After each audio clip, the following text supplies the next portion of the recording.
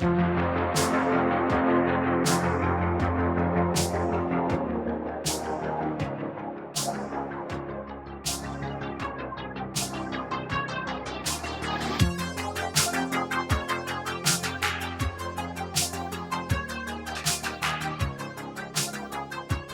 and welcome to Contra Mundum. I am your host, Pastor Andrew Isker, and please welcome my co-host, CJ. Hello, CJ. Hey, Andrew. How was your week, CJ? Good. It was very active on Twitter, so that's always a good week. Yeah, you were posting like crazy, and we have a special guest. We have a friend here. He doesn't have a name on the bottom here, so we can't identify him easily. But this is Josh Abbotoy, and he is. What is your title here exactly? I'm managing director. The managing director of New Founding. Impressive. I just think of him as at business on Twitter. It's fun to see an account in the flesh, though. Right. He does great posting. He's a good poster. I'm also the managing director of Contra Mundum, so we have that in common. That's right. Same title. That's right. Yes, yeah, that's right. If you join a startup, you can get the best titles, guys. I mean, right. Yeah. The elites don't want you to know this, but you can have any title you want. I have 95 titles. Yes, and so I'm here live in the New Founding studio. This is their audio recording studio. They don't have it totally optimized yet for video. Maybe someday. But we have a bookshelf just like you in the background. Yeah. So, unlike mine, though, you can pull the books off the shelf. That's right. Very good. Well, what's been going on this week that you've been tweeting about that you want to talk about? Well, I've been really engaged in the G3 reaction to Christian nationalism and just interacting with that. I mean, that's kind of taken up the bandwidth of my own thumb efforts. So I actually only tweet from the computer. So all fingers engaged. It's been a busy week. That's how I do threads. So, anyways, that's kind of absorbed a lot of my attention, and just it's just interesting. More interesting than defending like the particular formulations of like Stephen Wolfe or any of the other variations. More interesting than that has been the overall response. Just how disappointing it is. It's really lame. Like it's like I don't want to make it this big thing where like it's they're the enemy and we're trying to fight them or something like that. But just the overall like atmosphere is like disappointing. Like there's just been no effort to engage. It's kind of like looking down their nose at people who are critiquing the failures of the liberal regime, the American liberal regime and all of the myths that go along with it. Just any pushback from the right of those themes has been completely dismissed and mocked by Big Eva or the regime evangelicals or any, however you want to put it, bow tie evangelicals. But it's just really interesting to me to see how underwhelming the response has been. Like you would think that after this much time, there's a book out there, there's even a statement out there, and we have varying opinions on the statement. But besides all that, just the lack of good faith conversation has just been really revealing for a lot of people. And I think it's helped. I think it's helped the case of pushback. You don't have to be a Christian nationalist to recognize that there's something seriously wrong with the gatekeepers of evangelical political theology. I got to jump in here. A couple interesting developments over the last week. The first one being, if you saw, Jonathan Leeman actually wrote a really long article summarizing the Christian nationalism debate and providing a taxonomy of basically Christian post-liberals. Now, Jonathan Leeman, he's a mainstream Big Eva Baptist, runs 9 Marks. The significant thing that happens there is, one, he's actually read a lot of the stuff, and his article gives a pretty fair summary, descriptively, of where the Christian nationalists are substantively. And then number 2, the other thing that's happened is him and others like him have actually backed off fully orbed liberal, like 20th century liberal positions. So they're no longer with John Stuart Mills or David French. They're calling themselves second tabularians. They want to enforce the natural law, at least as it relates to a lot of moral harms. And the significant thing about that is that's a huge hurdle that we need to cross to actually start doing stuff politically that we need to be doing.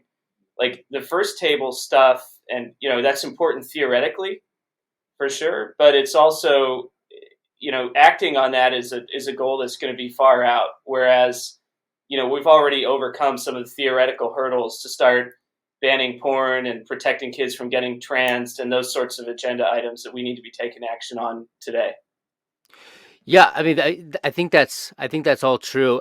And just from my own perspective, I'm less interested, and this has been the motivating factor for some of my recent Twitter threads. Is I don't really see that much of a benefit of creating like a blueprint for society for how things should function.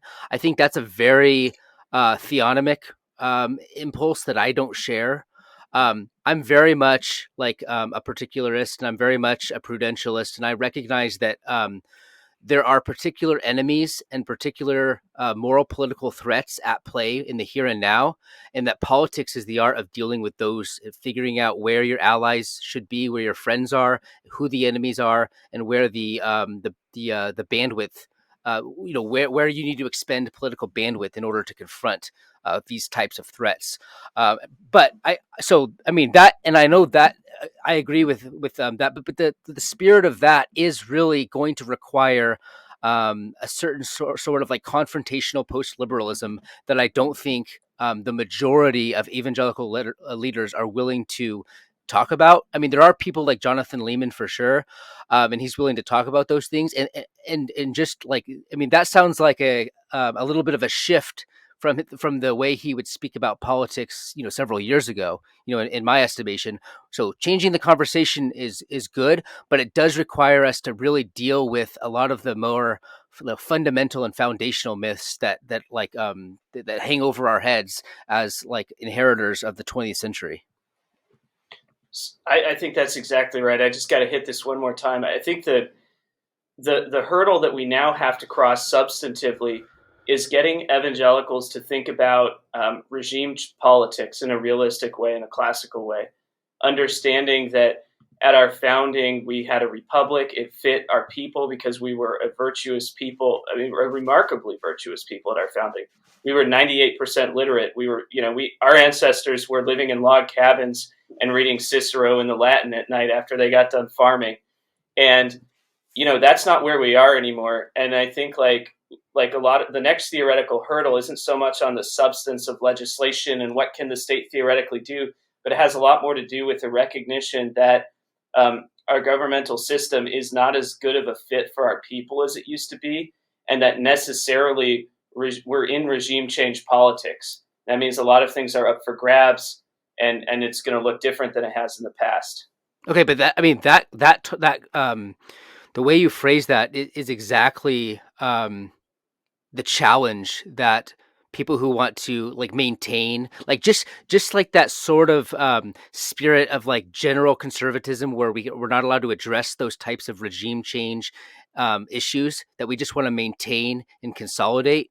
I think that right there is the challenge that a lot of evangelicals are going to face, because there is a spirit of like, we're just pilgrims here. We shouldn't engage or shouldn't confront. We shouldn't even talk about political enemies. Like that to them is a completely foreign concept, completely at odds with the way they think about their function within the world, as sort of like passers through.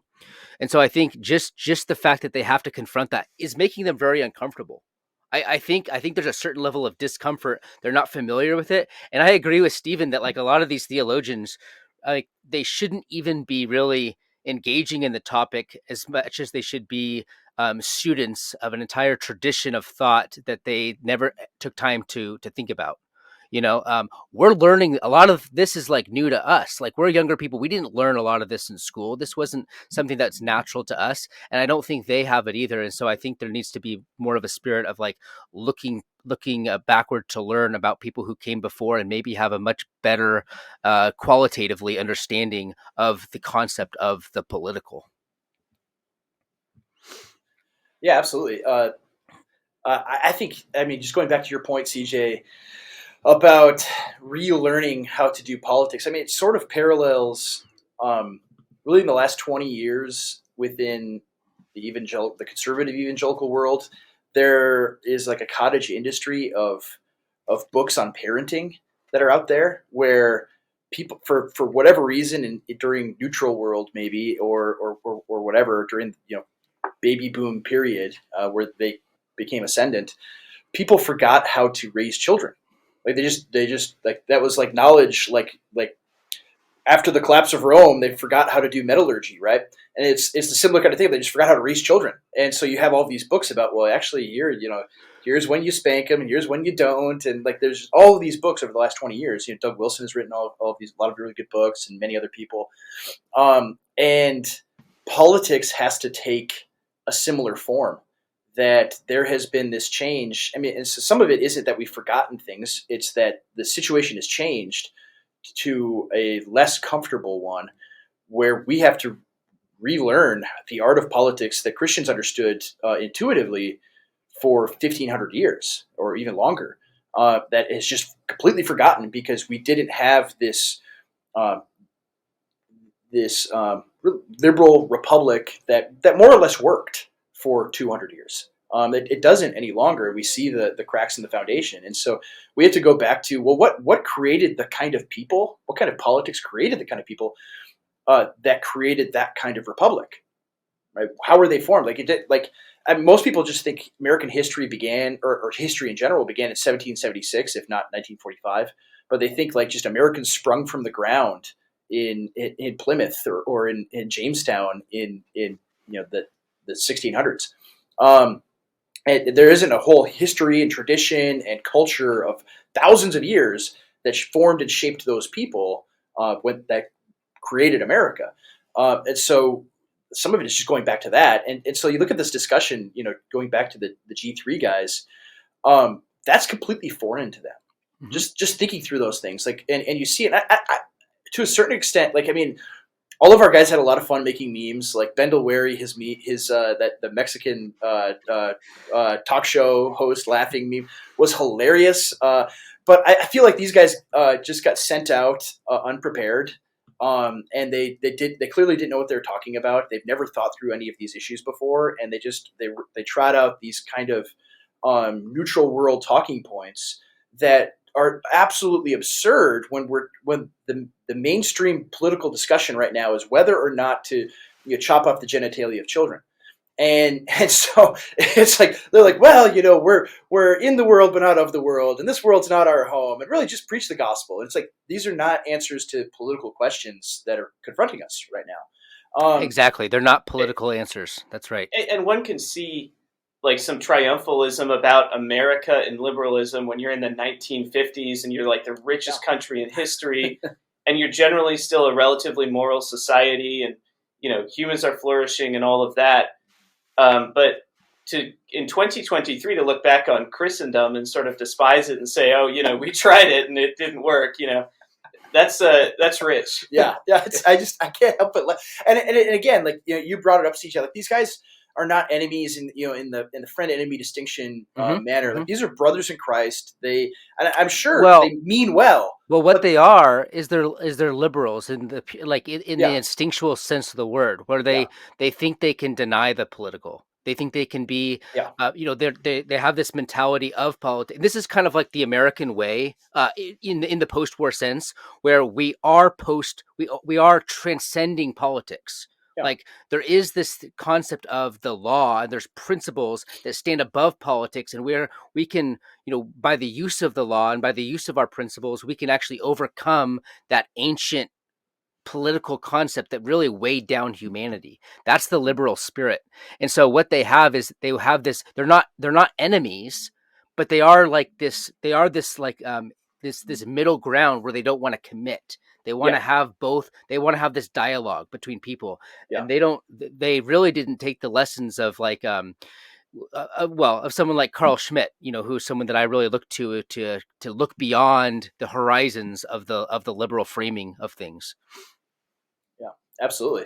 Anything you wanted to add on this topic, or have we covered it? No, I just, the memes have been fantastic over the last week. Yes. there's the Mexican talk show, and then there's the downfall clip. So go check him out. I think it's all in good fun. But Yeah, a lot of I people would got just say, salty about it. But, these Baptists are my people, all right? Yeah. And I don't know if y'all, I know you're not a Baptist. CJ, I don't know what you are, but do not mess with the Baptists. Like, yes. these guys will destroy you. Did you, what do you think about like, the response of like being offended? Like, because like people who make those memes obviously are doing it in good fun. You know, they're not trying to create enemies with James White. Um, they can engage in playful, playful bickering and things like that, which is what I like. You know, before we went on, I was bickering with Andrew, and the poster notice we're all going to make it. We were bickering and making fun of each other, and that sort of spirit doesn't translate. You know, because James White did not take that well at all. That meme. So, No. do you have any thoughts on just the spirit of like just that confrontational? I don't really understand it. I mean, maybe it's generational. Maybe it's these theoretical issues are too close to home. James White has actually been talking about these things a lot longer than any of us. That might be part of it. I don't know. Do you have any thoughts on that? It's definitely generational.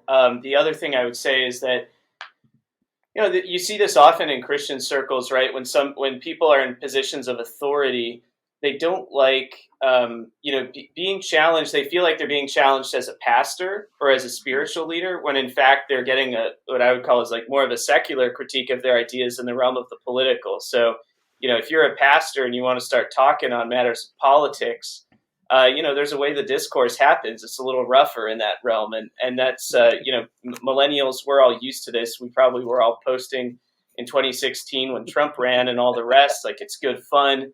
You troll each other, and then you make up and you're friends again. And I think that the pastors coming into the political are getting awoken to some of that dynamic. Mm-hmm.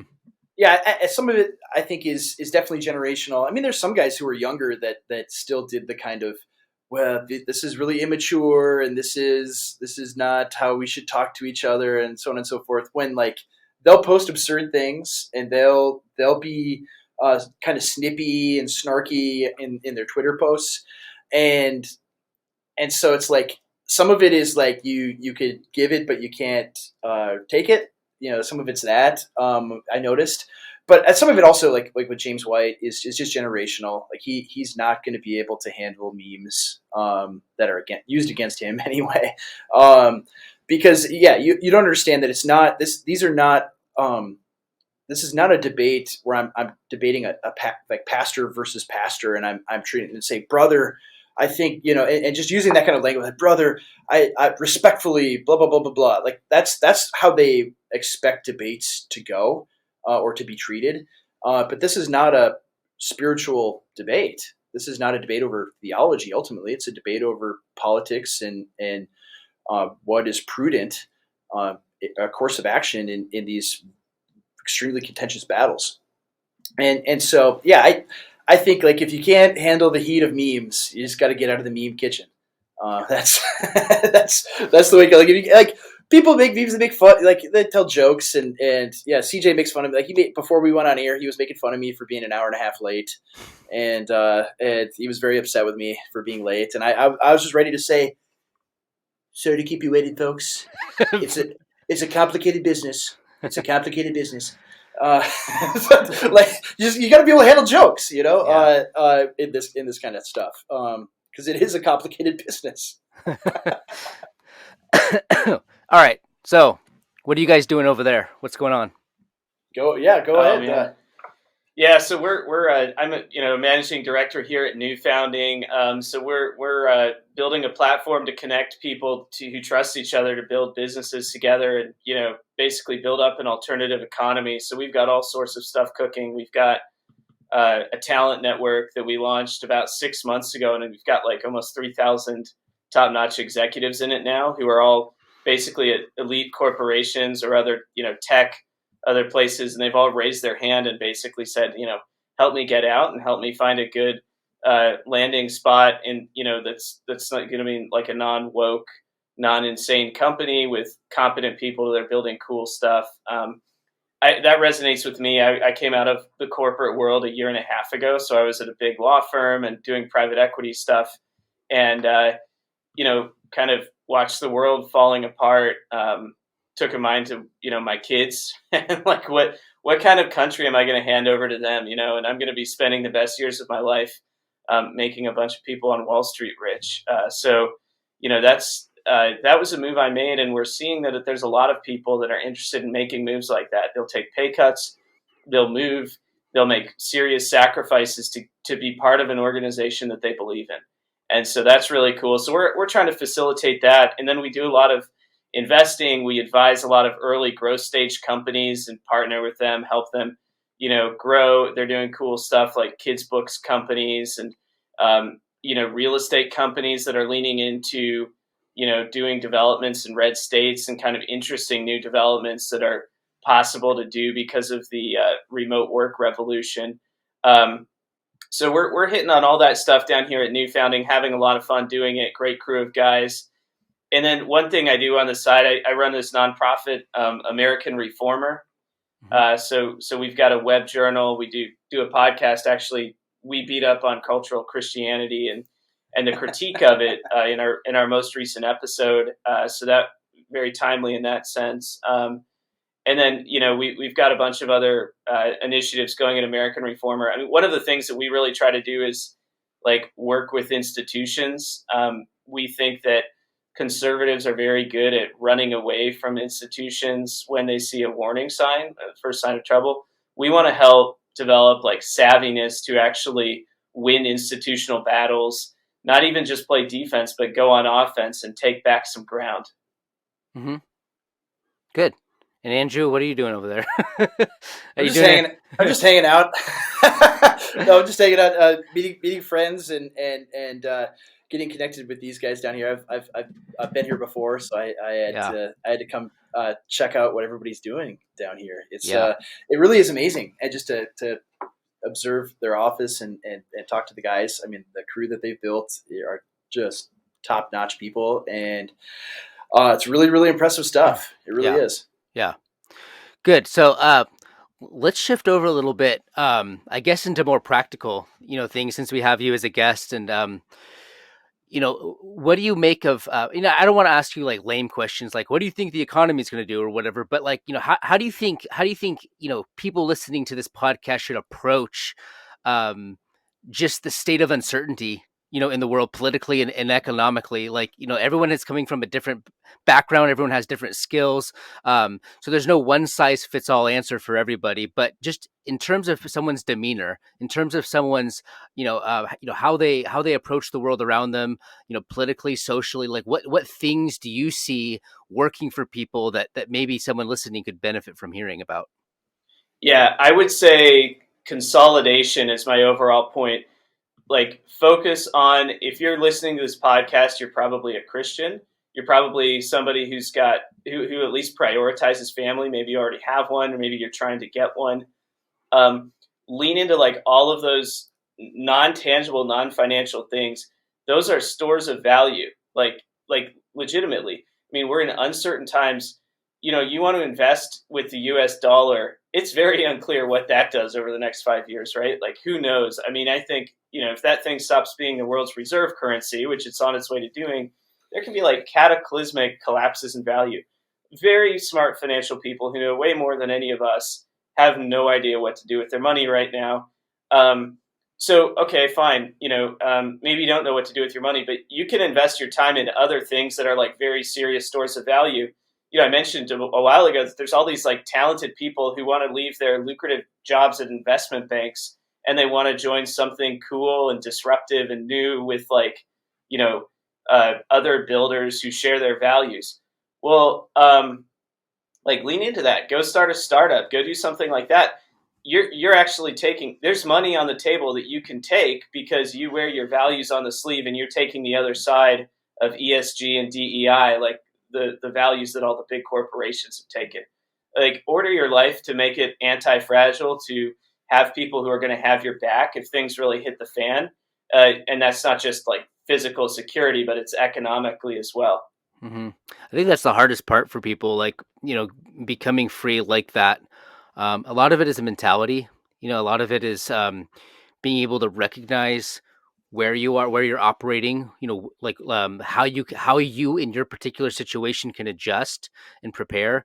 But a lot of people don't have, like, especially people listening to the show. I wouldn't imagine that there's a lot of people with a lot of cash reserves that can make big changes like that. So I think a lot of it is going to emphasize, just constantly looking for opportunities.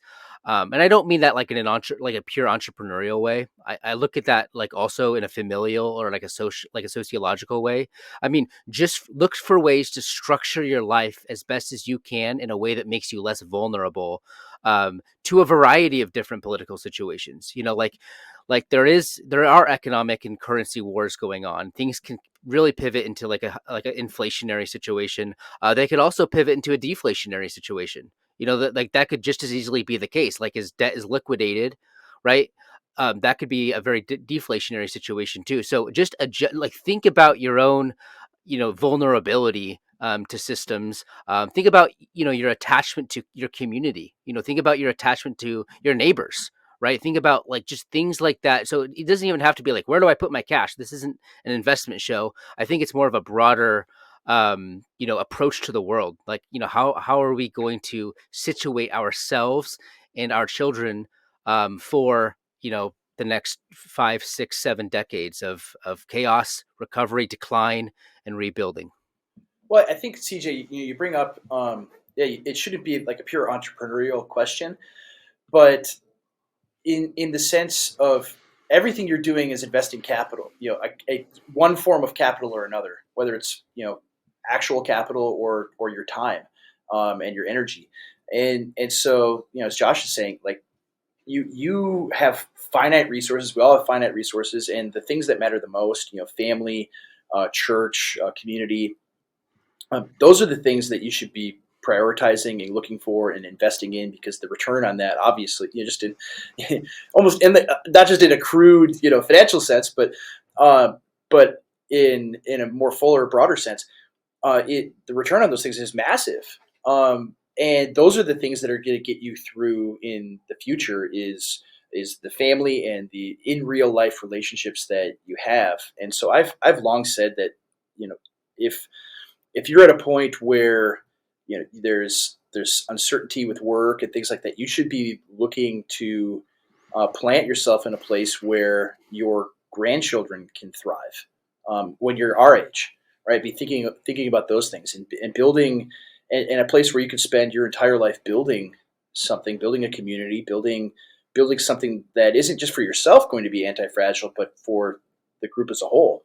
Mm-hmm. If you could build places where you can take political power, right, which might mean sitting on the county commissioners or even having the ear of the county commissioners and sheriff and your local city council and so forth. Like being able to do those things is extremely, extremely valuable, especially like as we see, like your state and mine, for instance, CJ, are totally in crazy town, and so it's imperative. For us, I mean, we both live in very red, like the reddest parts of these really deep blue states, and so it's imperative to build up those things in these places, or if it's a place where you can just no longer stay, to begin searching for opportunities elsewhere and building communities elsewhere, and usually those are centered around the church. I mean, I know like. We have eventually we'll have Michael Foster on the show someday. I'm not going to write a check that I can't cash, so now he has to come on. But he has been building a community in Cincinnati, in Batavia, or outside Cincinnati, in Batavia, Ohio, and people have been flocking to their church because it isn't just merely a church like a religious consumption opportunity like most churches are. It's an actual community that people want to invest their lives into.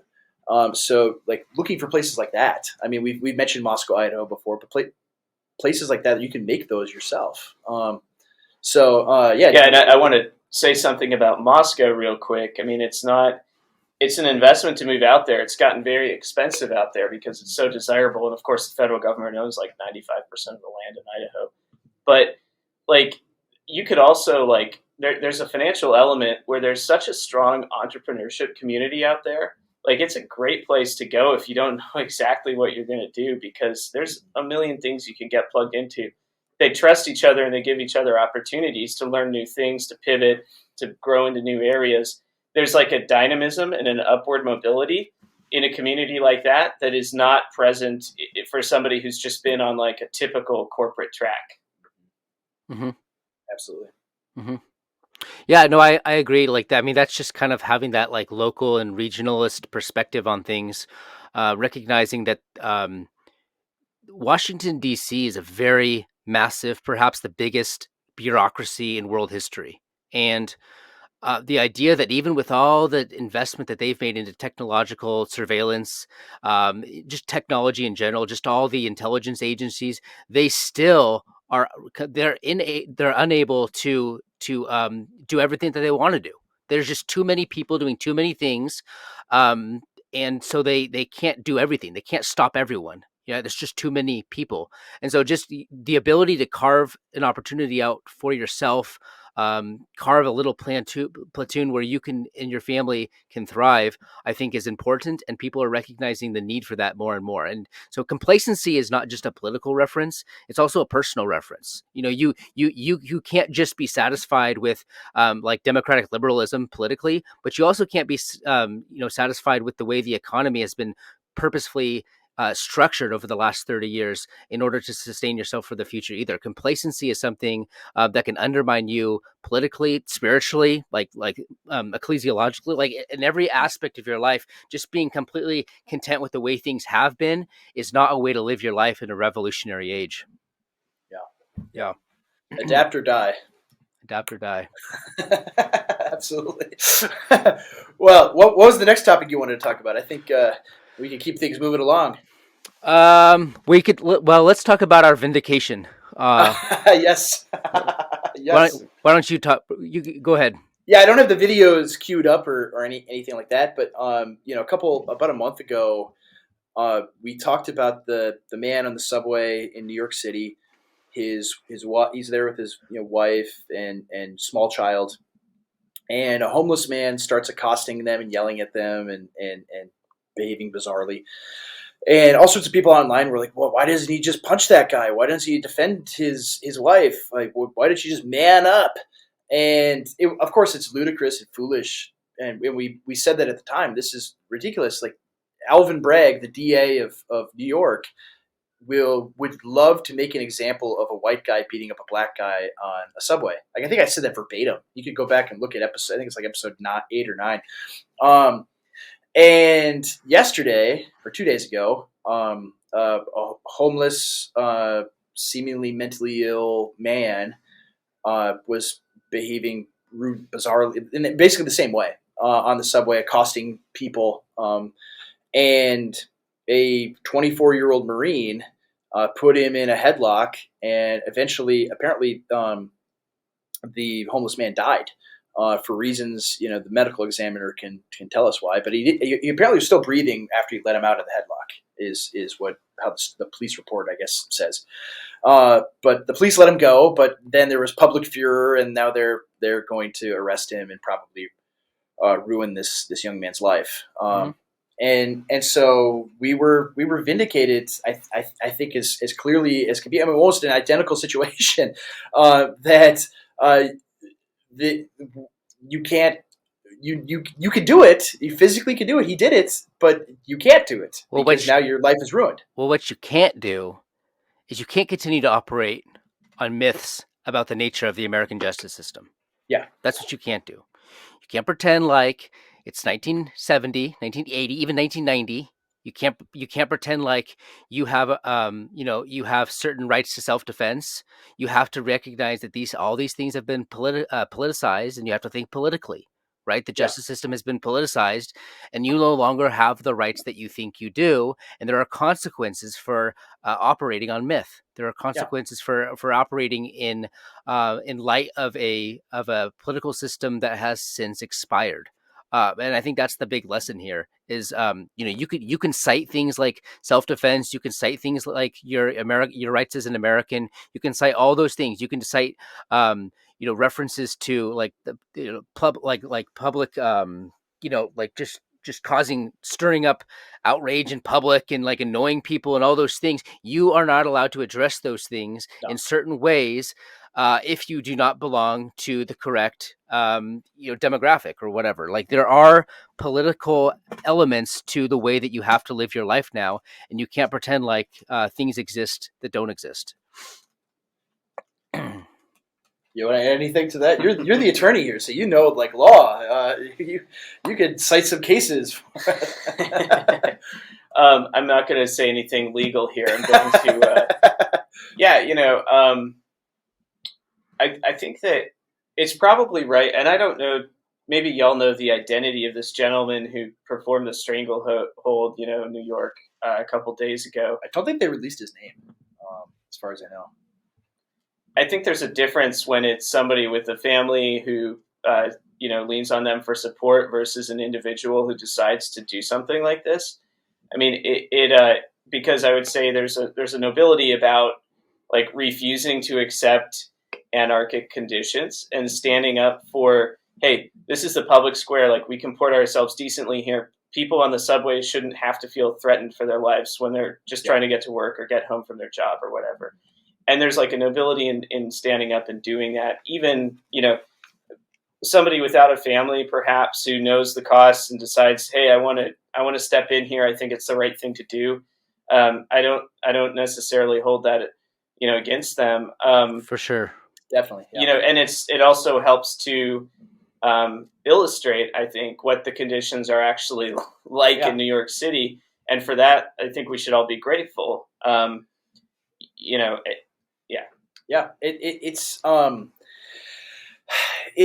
the hard thing. Like, you see a guy like that, and you think like this guy did a good thing, like this, and it's amazing because you see there's like tens of thousands or hundreds of thousands of people on Twitter right now saying, maybe millions, saying, I can't believe you people don't think that a mentally ill homeless man doesn't have the right to accost people on the subway. Like, that's a human right. They killed him for it, and like, there are people that take this guy's side and think he was murdered. It's insane, but they really do think that.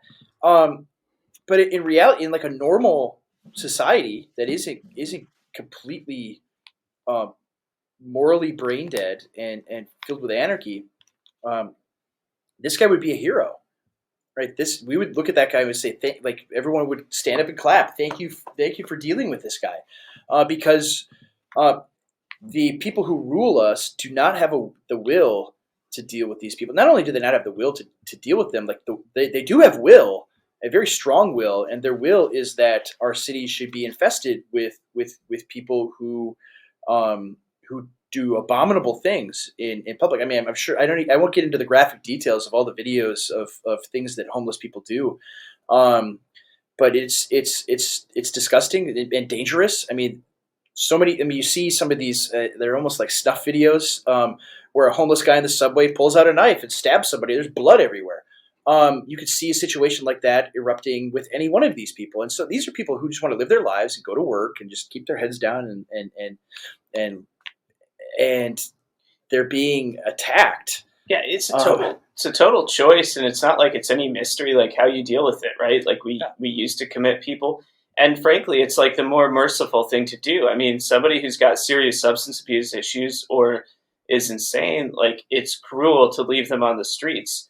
And then it's cruel to all of the, ordinary civilians as well who are trying to get by with their lives. I was in New York City last week, and it's shocking. I mean, you're walking down, Wall Street and Park Street, and the bastions of Capitol. Grand Central Station with all of its magnificent architecture, and you look at all the aspirations of the people who built that and the enlightened society and city they thought they were creating when they did that, and then the contrast of that grandiose, like, that wealth and that grandiose vision with smelling weed on like every street corner. I mean, you can't go 20 feet without smelling weed in New York City right now, and homeless people. Even like well before midnight, you like in downtown Manhattan, it feels dangerous, and it kind of there's erratic people. You've got to keep your head on a swivel. It's just nuts. It's total choice. Mm-hmm.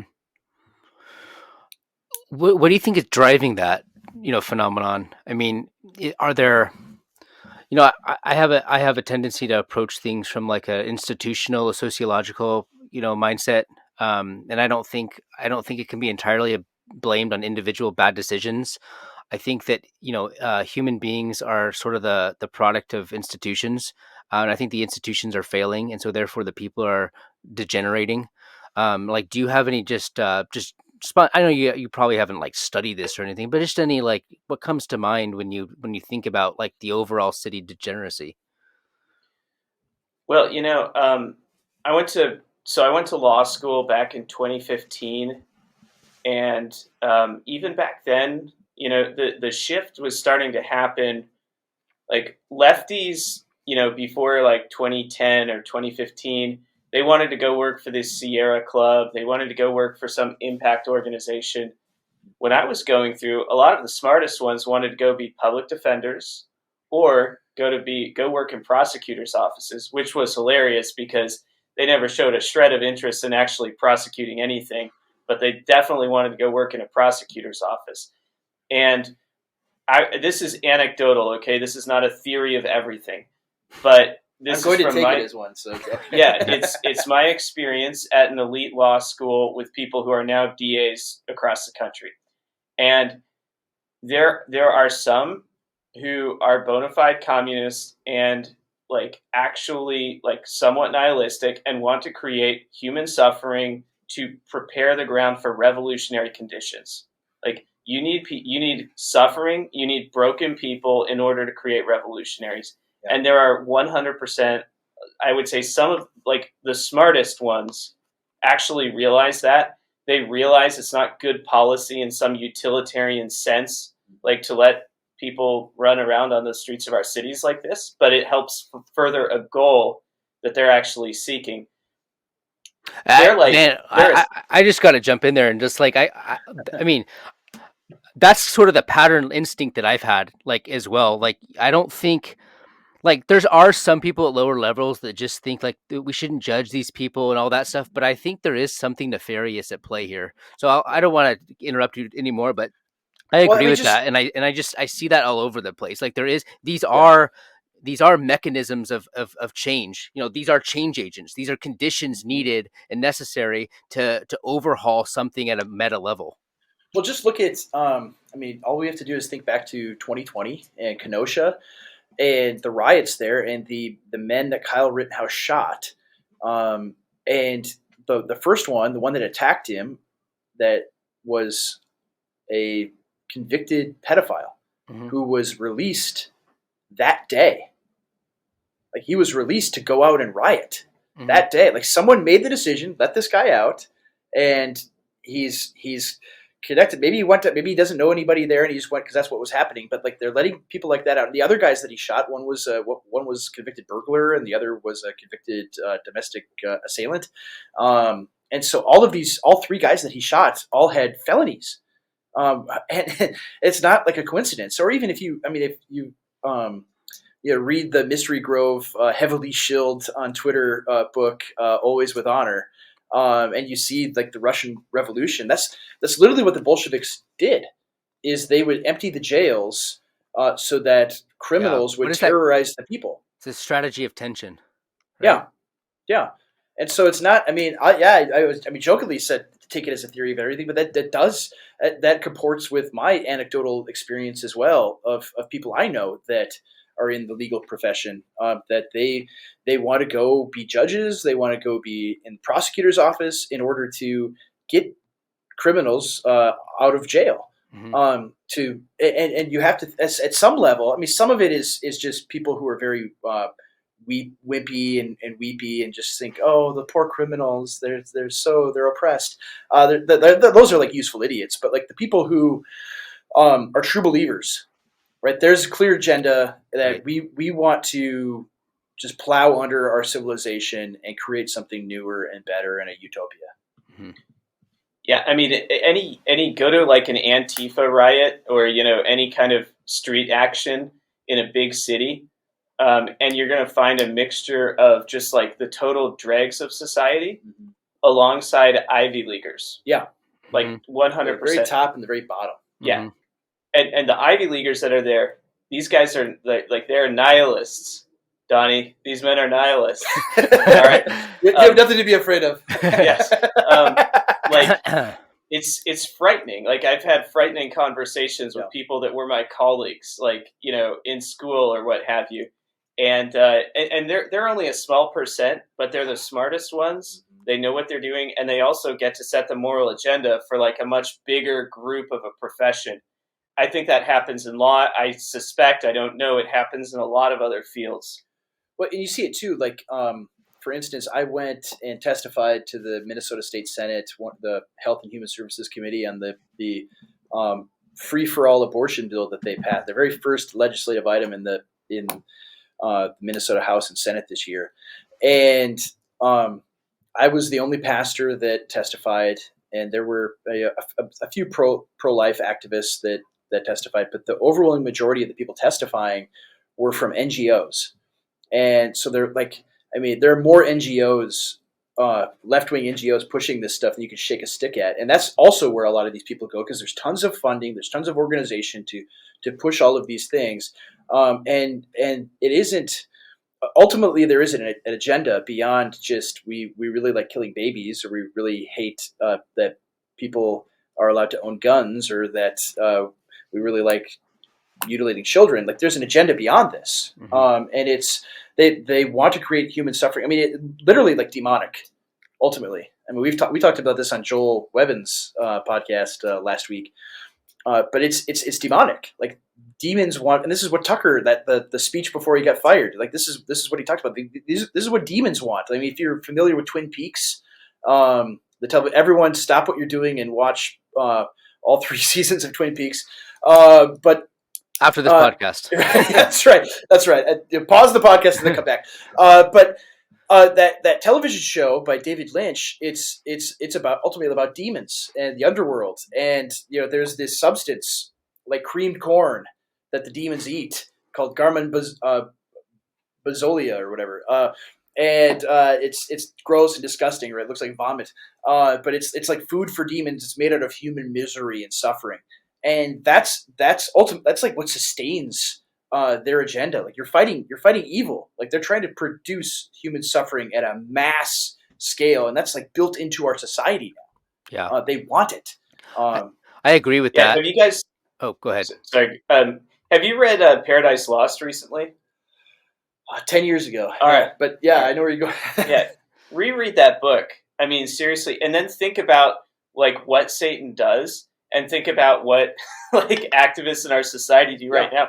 Like, because this is a character who rebelled against God. He knew he was going to lose. He knew it was hopeless, and he did it anyway. And because like better to reign in hell than serve in heaven, he says.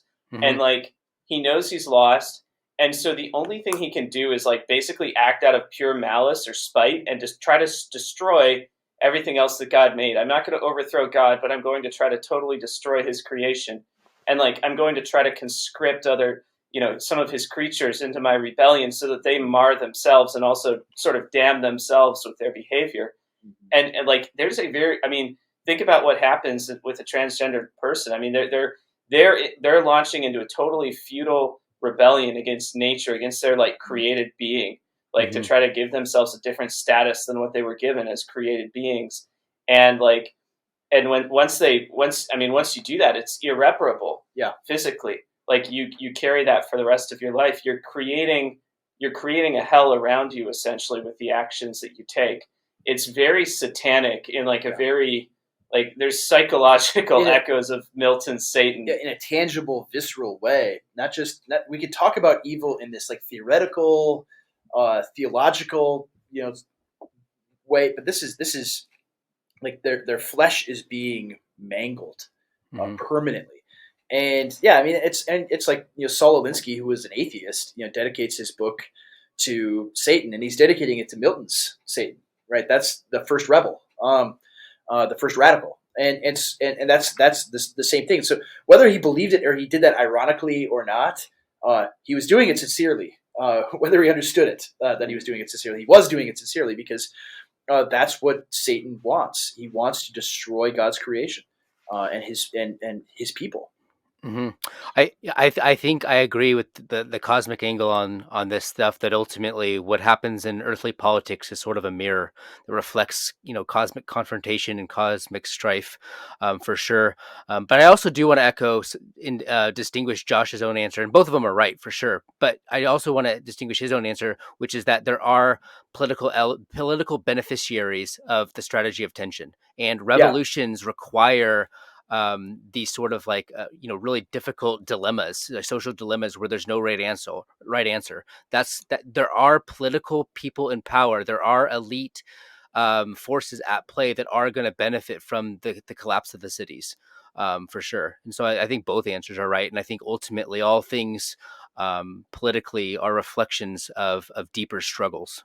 yeah, yeah. It's a spiritual war. I mean, the Apostle Paul isn't just he doesn't say what he says in Ephesians just to give like an illustration for young men's youth camps about the armor of God. I don't know if you guys ever went to those in high school and college, but it's like, oh, we're going to talk about the armor of God again. Okay, but it's an actual spiritual battle against principalities and powers in the heavenly places that we're doing war with demons here. And so that's, to take things full circle back to what we talked about at the very beginning,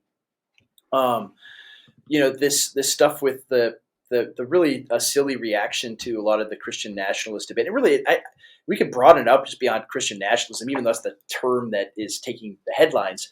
It's just Christian political engagement in general. What does that look like? And so the really silly, facile arguments that are being trotted out, I think misunderstand it almost from like a Gnostic perspective. Like, well, the world doesn't really matter at all, and misunderstanding that actually it does, and it's part of this great spiritual conflict taking place that in the unseen realms that we can't even see. Right? We can't see with our eyes. We can trust is happening because of God's word. That this is real. So when we're talking about principalities and powers and the armor of God and so forth, it's really real, and it pertains to these kind of conflicts, right? That's why you need the sword of truth to fight these kind of battles, not to discuss, oh, am I infralapsarian or supralapsarian and get into these like theological nerderies.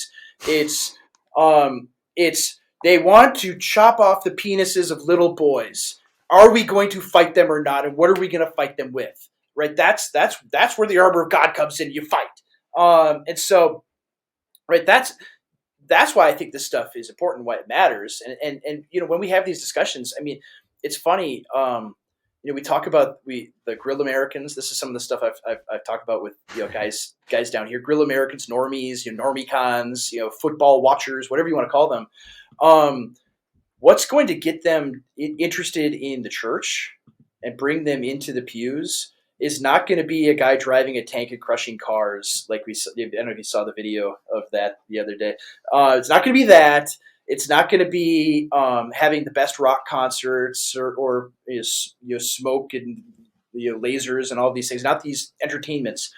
What's going to return the Grill American to the pews is Christian leaders willing to fight as Christians against these great evils in our society and take a stand loudly and boldly and build things that can withstand this fight. That's what's going to say, oh, wow, church actually matters. I should maybe take my family to church. I need to protect my children, and this is how. And so that's why I think these conversations and the stuff we're doing, even on this podcast, matters so much.